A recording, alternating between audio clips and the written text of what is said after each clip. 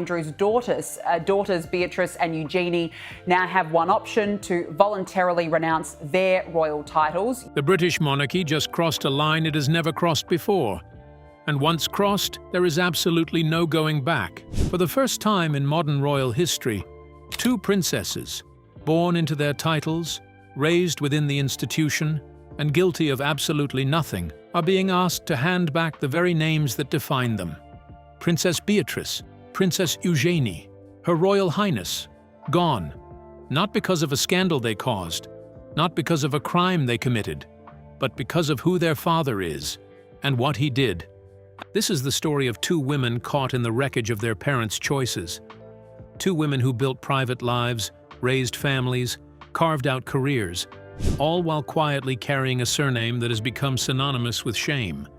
And now, King Charles III, their own uncle, is reportedly pushing them toward one of the most consequential decisions in recent royal history.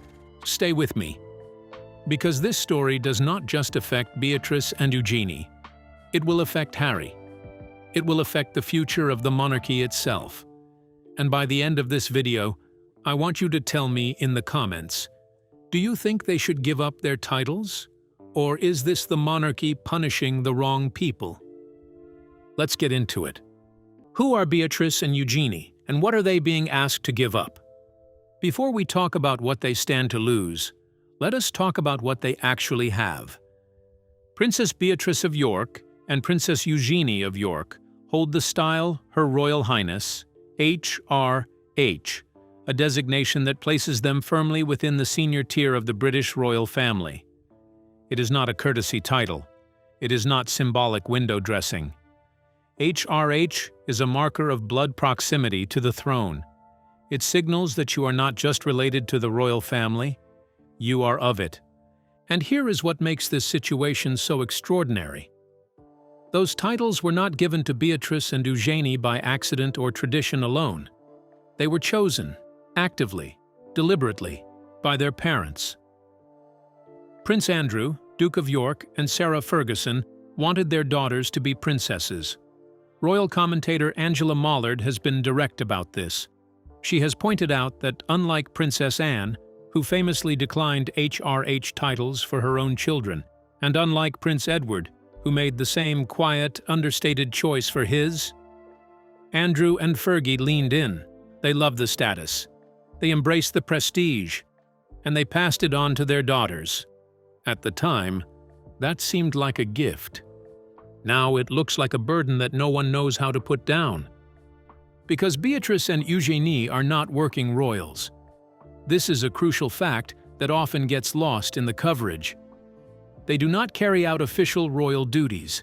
They do not receive public funding for engagements. They do not appear on the royal rota the way William, Kate, Anne, or even Edward and Sophie do. They have real jobs.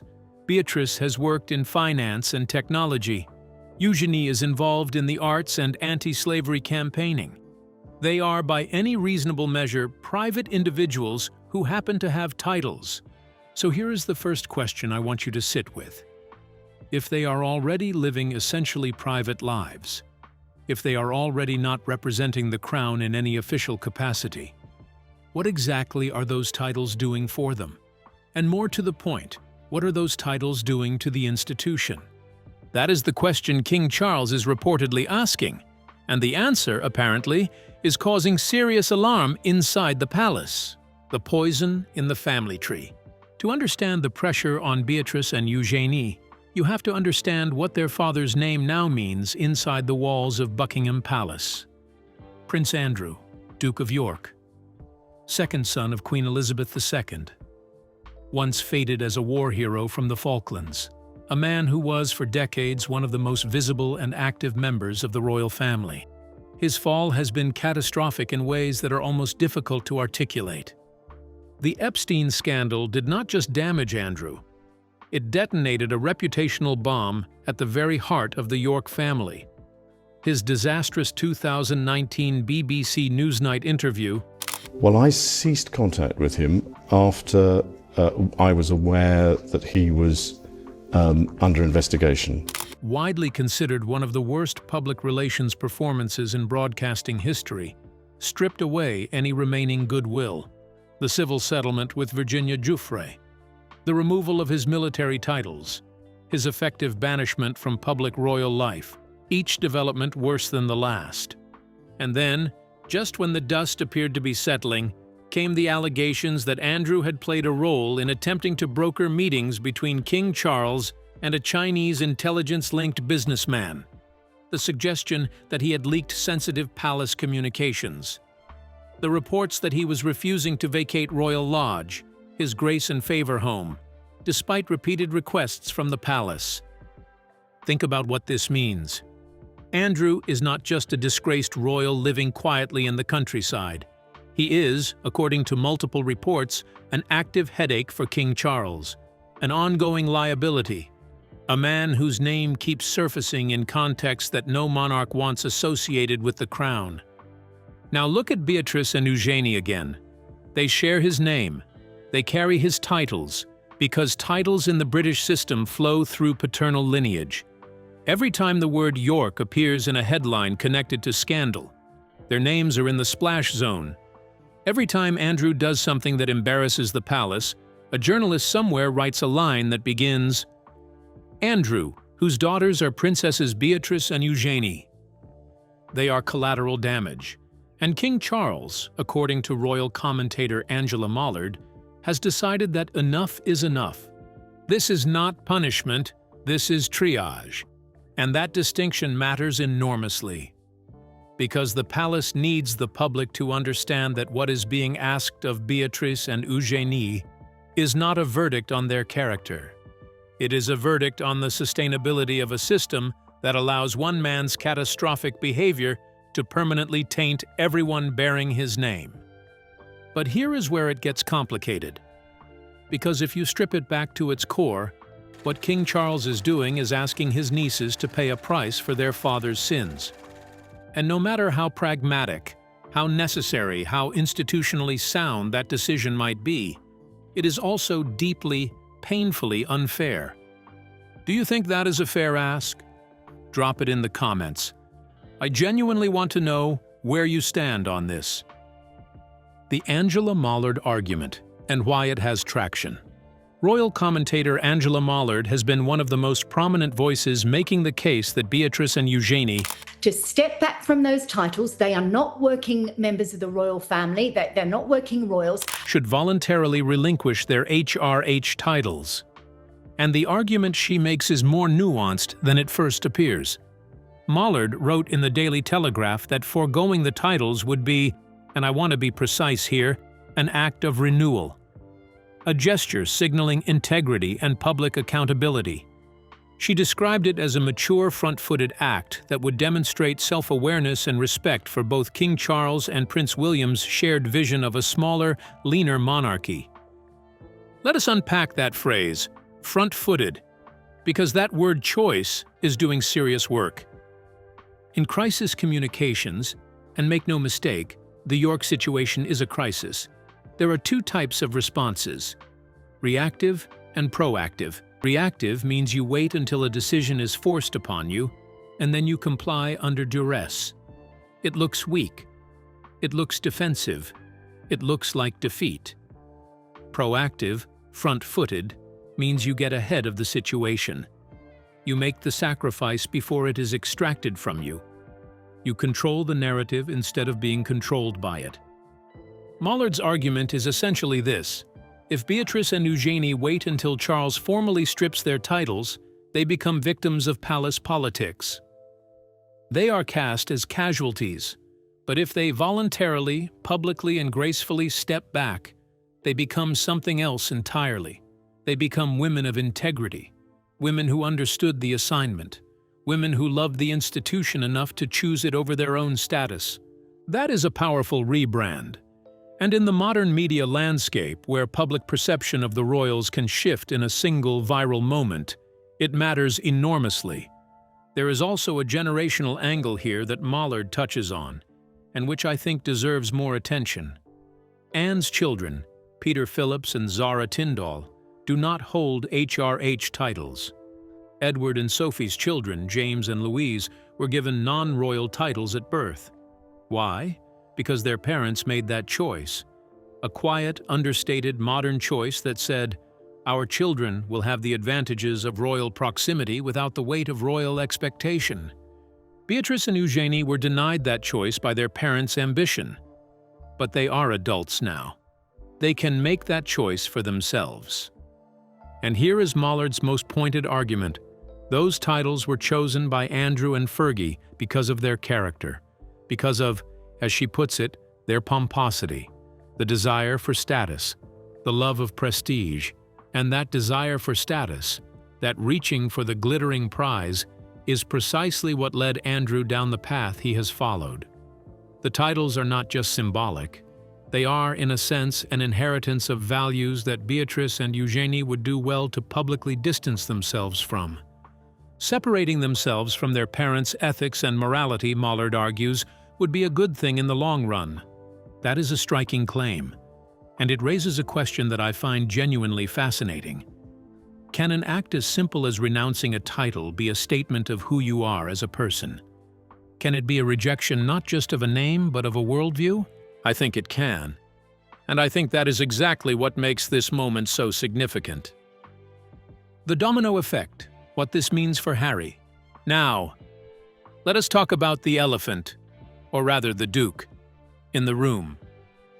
Because Angela Mollard has said something publicly that I suspect a great many people inside the palace are thinking privately. If Beatrice and Eugenie voluntarily give up their HRH titles, women who have done nothing wrong, who have caused no scandal, who have lived quietly and professionally, then what possible justification does Prince Harry have for keeping his? This is not a rhetorical question. This is a genuine constitutional and reputational crisis for the Sussexes. Harry, the Duke of Sussex, left the royal family in 2020. He stepped back from official duties.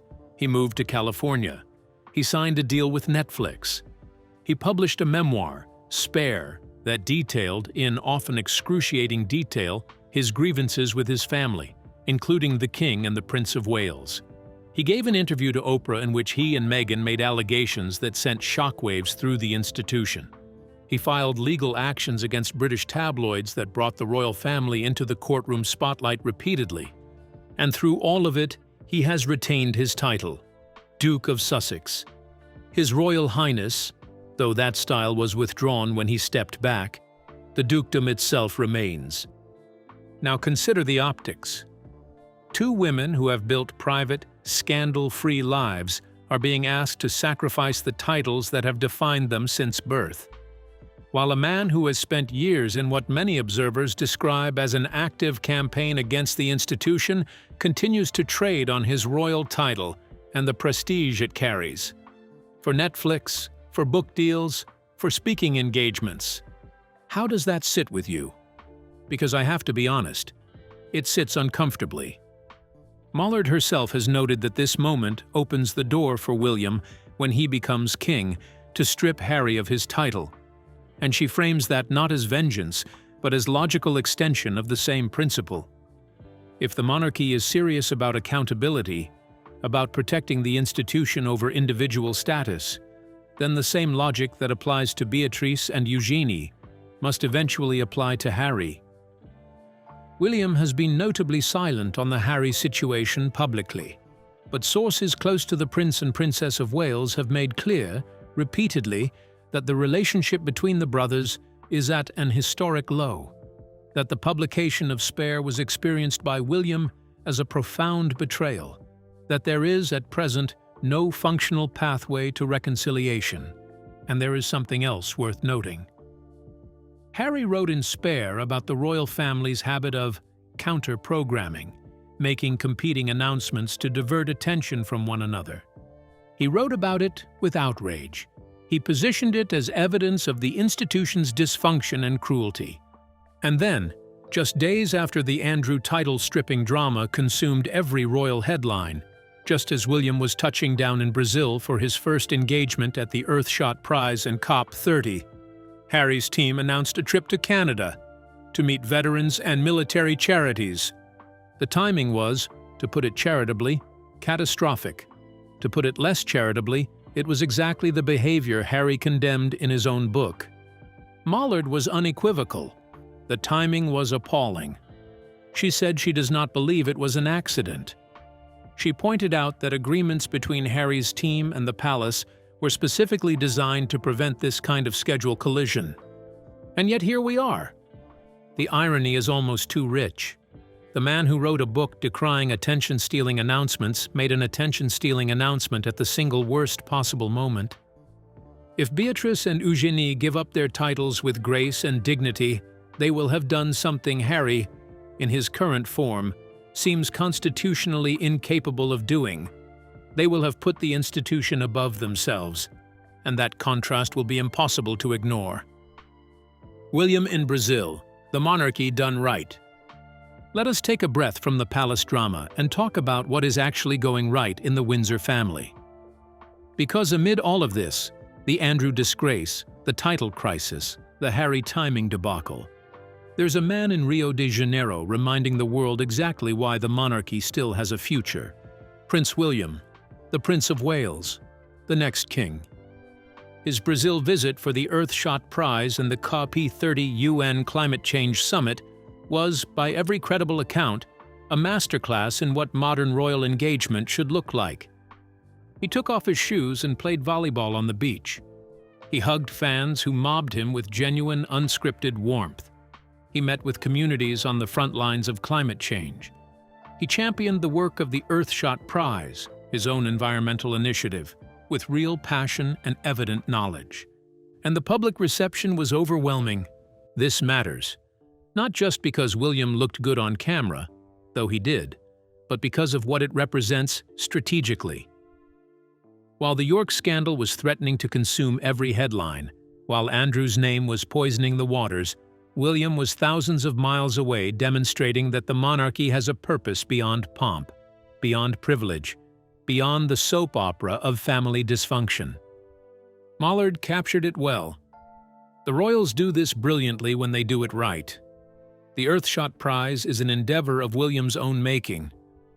The Climate Summit is a cause he has championed for years, briefed by his father, who has spent decades as one of the most high-profile environmental advocates in the world. These are the portfolios, the platforms, the genuine areas of influence where the royals can make a real difference. And when you watch William barefoot on a Brazilian beach, laughing with strangers, you understand why the institution survives, not because of the titles, not because of the palaces, but because at its best, the monarchy produces people who can walk into a room or onto a beach and connect. The stark contrast with Harry's Canadian announcement is impossible to miss. One brother is in Brazil changing the conversation about climate change. The other is announcing a veteran's trip in a way that steps on his brother's moment. One is building. One is, at best, stumbling. This is not irrelevant to the Beatrice and Eugenie story, because William will be king, and when he is king, the shape of the royal family will be his to determine. The appetite for a slimmed-down monarchy, fewer titles, fewer working royals, cleaner lines, is not just Charles's preference. It is William's too, and Beatrice and Eugenie should be acutely aware of that. The monarchy William wants to inherit is not the one he currently has. He wants something leaner, more purposeful, more defensible to a public that is increasingly asking, what exactly are we paying for? Beatrice and Eugenie's HRH titles, in that context, are not a question for the future. They are a question right now. The human cost, what Beatrice and Eugenie actually stand to lose. I want to stop for a moment and do something the rolling commentary on this story often fails to do.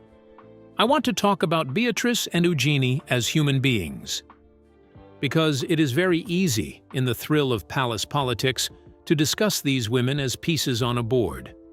To talk about their titles as assets and liabilities in an institutional game without pausing to ask, what does this actually mean for them, as people, as daughters, as women with their own dignity and their own sense of identity?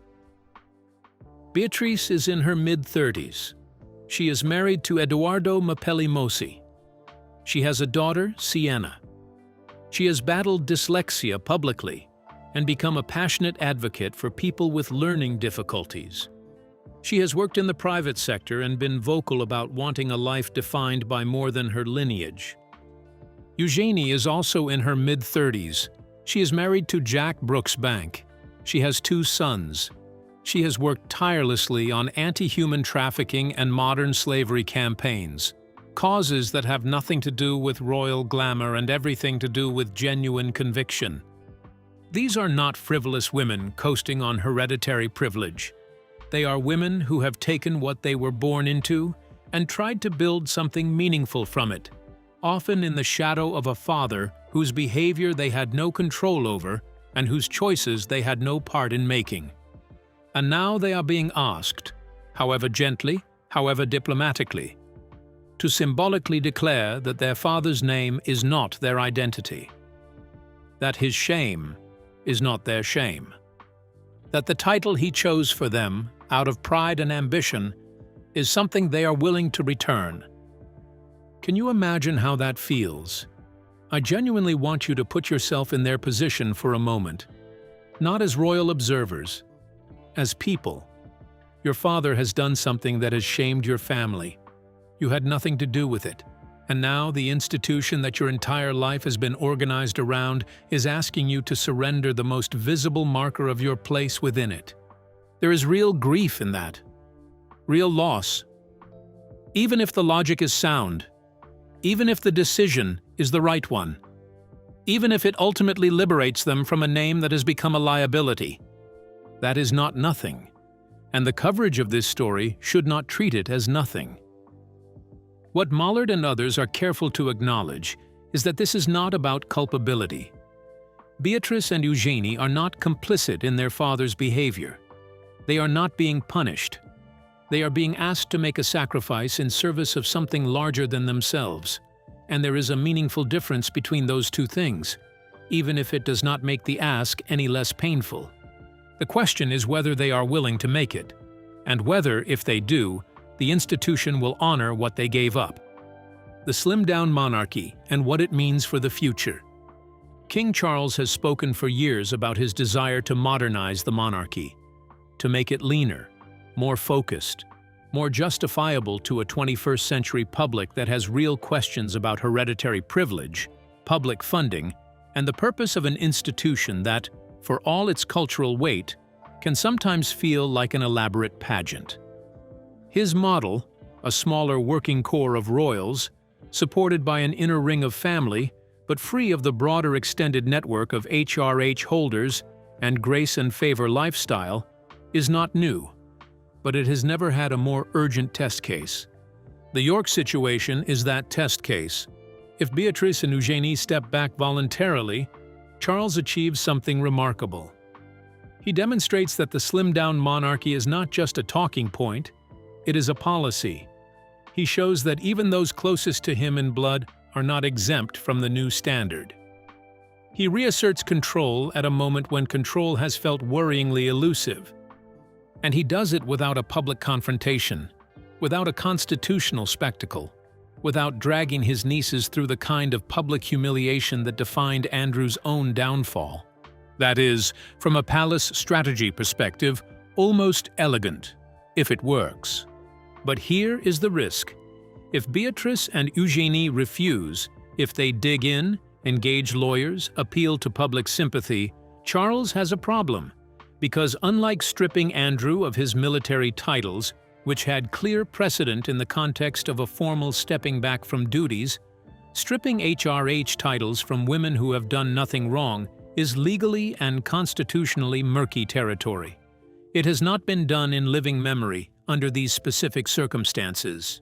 The reputational cost of forcing the issue publicly could outweigh the institutional benefit of the slim down, which is precisely why the palace, by all accounts, is making this request quietly, firmly, but quietly.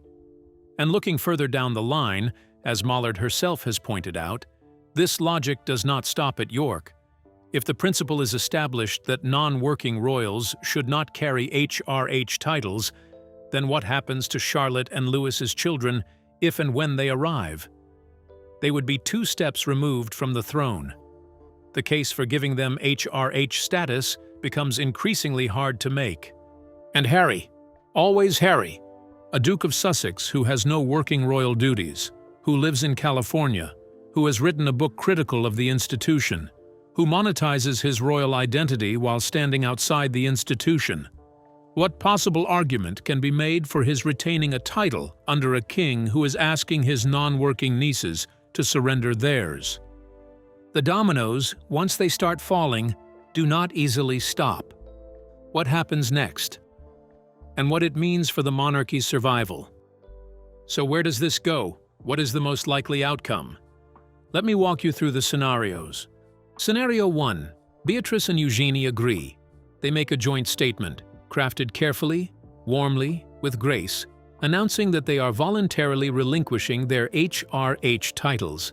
They frame it as a personal decision, a reflection of the private lives they have chosen to lead, and an expression of support for their uncle and cousin as they build the monarchy of the future. The palace responds with warmth.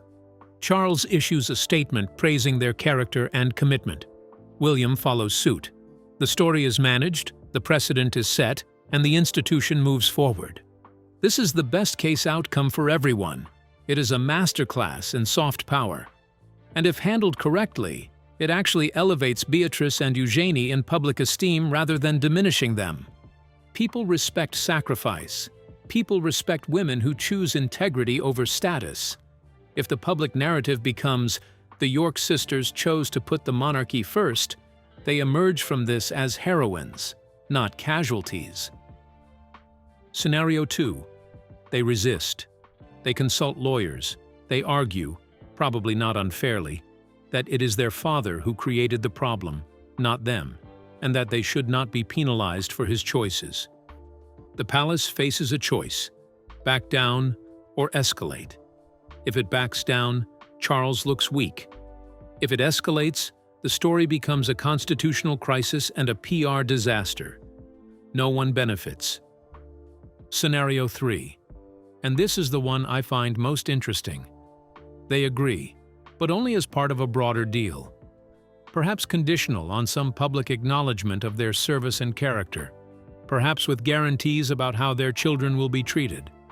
Perhaps with private assurances about their ongoing relationship with the institution. A negotiated exit, rather than a forced one or a voluntary capitulation. That third scenario strikes me as the most likely. These are intelligent, well-connected women. They have advisors. They understand how the palace operates. If they are going to give something up, they will want something in return, even if that something is simply dignity and the chance to define the terms of their own departure. And what does this mean for the monarchy's survival in the long run? Honestly, if Charles handles this well, and the early signals suggest he is at least trying to, it could be one of the most significant modernizing moments in recent royal history. More significant, even, than the removal of Andrew's titles. Because that was about punishment. This is about something harder. This is about principle. A monarchy that is willing to ask the innocent to sacrifice for the institution is a monarchy that takes the institution seriously. It is a monarchy that understands that survival in the modern era requires not just looking good in moments of triumph, but making hard, uncomfortable, genuinely costly decisions in moments of crisis. The question is whether the public sees it that way, or whether they see it as two women being made to suffer for their father's sins. Your answer to that question probably tells you a lot about whether you think the monarchy has a future at all. Outro. Here is where we land. Princess Beatrice and Princess Eugenie are standing at one of the most consequential crossroads in their lives. And they did not put themselves here. Their father did. Their mother did. Their parents' love of status, their parents' choices, their parents' ambition and hubris. That is what put two essentially innocent women in the position of having to decide whether to sacrifice the titles they were born into in order to protect a family they have largely been excluded from for years. That is the real story here, not the constitutional mechanics, not the slimmed-down monarchy debate. The real story is about what it means to be punished for your parentage, about what loyalty to an institution actually requires, about whether the monarchy is capable of asking its members to give, not just take. King Charles is reportedly making this ask. William supports the direction. Angela Mollard has made the public case. The logic is sound. The institutional need is real. But somewhere in a house in Kensington or Mayfair, or wherever Beatrice and Eugenie are waking up this morning, two women are looking at a lifetime of being called princess, a title they neither earned nor asked for, but which has been woven into every introduction, every newspaper headline, every public moment of their adult lives, and trying to decide whether they can let it go. And then there is Harry. Still in California, still a duke, still trading on a family name he has spent years dismantling, watching his brother inspire the world in Brazil, watching his cousins face an ask he has never faced himself, and, perhaps, beginning to understand that the architecture of accountability is slowly, inexorably, closing in around him too. William is coming. King William will reshape this institution in his own image. He has made no secret of that. And the image he is building, the volleyball on the beach, the climate summits, the genuine warmth with strangers, does not have room for the dysfunction, the entitlement, or the performance of royalty without the substance of it. The era of Beatrice and Eugenie as HRH is ending. Not because they failed, but because the institution is trying, slowly and painfully, to grow up. And the era of consequence, for those who have taken from the monarchy without giving back, is just beginning. Before you go, I want to hear from you. 3 questions. First, do you think Beatrice and Eugenie should give up their titles? Second, if they do, should Harry's be next? And third, do you think the monarchy is genuinely changing, or is this just optics? Drop your answers below. This community is one of the most thoughtful I have ever hosted, and this conversation deserves your voice. If this video gave you something to think about, hit that like button, subscribe if you have not already, and share it with someone who has an opinion on the royals, because right now, history is happening in real time, and you should be part of the conversation. See you in the next one.